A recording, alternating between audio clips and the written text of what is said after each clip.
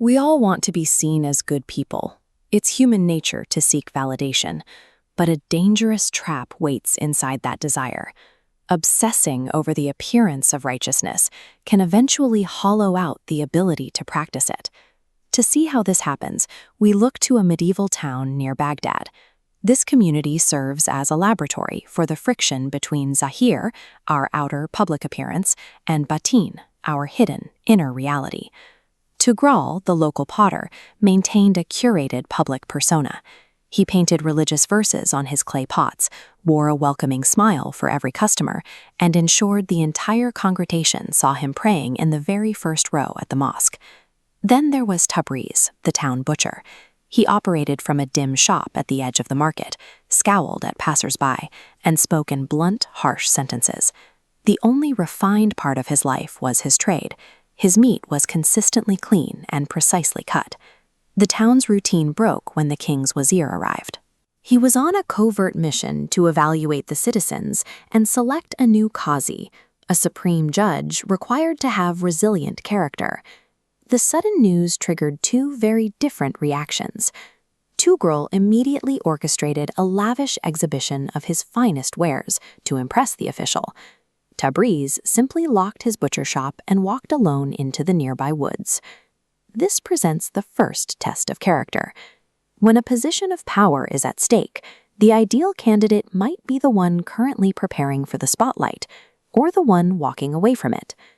The wazir knew that anyone can perform for an audience. To find the real measure of these men, he looked for the moments when they believed the observation had ended. During a visit to Tughril's home, the potter hosted a feast. He spent the evening detailing his daily charity and the precision of his craftsmanship, making sure the wazir noted every virtuous act. The performance faltered when an elderly woman approached the door, asking for a few pots on credit for her son's wedding. Tughril turned her away with a sharp reprimand, demanding payment up front, before returning to his guests with a smile. The wazir then followed the butcher's trail, eventually finding Tebreez deep in the forest. Tebreez wasn't hiding, he was busy. He was distributing prime cuts of meat to destitute families who lived far from the market, ensuring his charity remained a secret from the townspeople who judged him. When the wazir asked why he risked being cheated by strangers, Tebreez replied that if a beggar lies, that is a matter for God. His only responsibility was the act of helping. The investigation revealed two distinct shells. Tughril used polite manners to mask a transactional heart. Tebreez used a rough, unapproachable exterior to protect a habit of quiet generosity. When the wazir publicly named Tebreez the new qazi, the town was stunned. The grumpy butcher was now the highest legal authority in the region. Tughril's sense of entitlement collapsed into malice. Losing the public validation he had worked years to manufacture bred an immediate, sharp jealousy. That night, Tughril crept to the butcher shop. He carried a sack of contraband, intending to plant it among the tools and frame Tebreez before he could take his seat on the bench. But Tebreez was sitting in the shadows, awake. He was wrestling with his own doubts about his fitness for the role when he caught Tughril in the act. A judge is expected to apply the law to the letter, but Tebreez looked at the terrified, trembling potter and chose to offer a silent, radical forgiveness instead of a summons. The next morning, Tebreez visited the wazir. He omitted any mention of the sabotage and asked to step down, suggesting that Tughril be given the role because he believed the potter was capable of change if given a second chance. This sacrifice defined Tebreez's fitness for the role. Justice requires the moral strength to offer mercy to an enemy when you have the power to destroy them.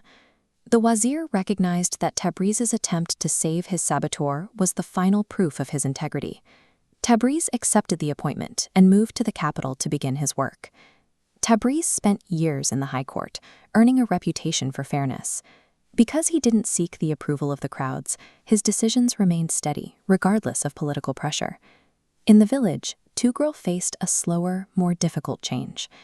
The memory of Tebreez protecting him, despite his attempt to ruin the man, began to erode his need for a public audience. He stopped seeking the front row of the mosque, embarrassed by the memory of his own performance. Over time, the potter's habits shifted. He began leaving finished pots on the doorsteps of the poor at night and quietly funded a local orphanage. He did this without a smile or a speech, finally finding peace in the absence of credit. This transition highlights the difference between ikhlas, sincere, hidden intention, and riya, the act of performing for others. Good deeds performed as riya function like a transaction. By seeking an audience, the actor accepts their payment in the form of human praise. Once the applause dies down, the value of the deed is spent. Ikhlas operates differently. Because the actor seeks no human recognition, the deed remains unpaid in this world. Its value is preserved, echoing quietly through the character of the person who performed it. Character is defined by the choices made when the audience is gone and the lights are off. In that silence, we discover if we are practicing virtue or just performing it.